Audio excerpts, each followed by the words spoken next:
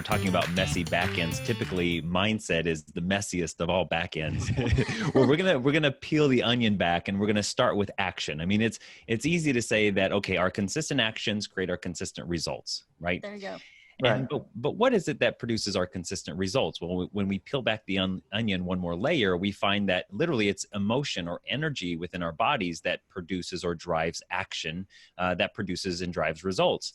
But what we find is that our thinking patterns, the consistent thoughts that we think, create the consistent emotions that we feel, which create the consistent actions that we take, which create the consistent results. And behind all of our thinking patterns lives our belief system. So can changing your mindset help you improve your bottom line? Absolutely. Because if we have beliefs, for example, a lot of entrepreneurs have beliefs about money, that money is the root of all evil, that, you know, rich people are greedy, and not all of them, but many of us grow up with these limiting beliefs. And as a result of that, anything that we associate pain or resistance to, we're going to find a way to push it away. So if your bottom line, you want to grow your bottom line, you want to generate more income and more revenue, if you have resistance to money, you're going to find a way to push it away. So that's why do we find ourselves taking 2 steps forward towards a goal, towards a dream, and then finding ourselves taking 2 steps back, self-sabotaging? Well, the primary reason why is that our brain literally has 2 major priorities. The first one is safety and survival, which is a given. And the second one is energy conservation. As an entrepreneur, when we're going after our goals and dreams, we're forced to step outside of our comfort zone.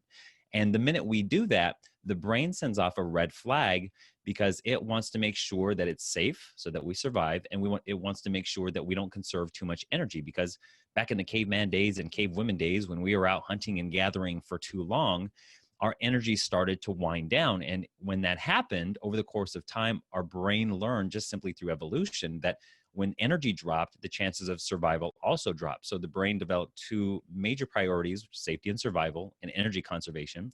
And going after our goals requires a lot of energy, and it requires us going out of our comfort zone. So what will happen immediately when we think about goals is it'll activate the motivational centers of our brain. And then immediately following, it'll also trigger the fear mechanisms of our brain. And that fear mechanism is really just designed to help us scan the environment to see if there's any imminent threat or danger around that could kill us. But what most people do is they think about, like, they go to a workshop, they go to a seminar, they get fired up, they get motivated, and then that fear triggers. And then all of a sudden, if they stew in that fear for too long, they're going to come up with these fear-based stories about, well, if I go after this, this could happen, and they'll go into worst case scenarios.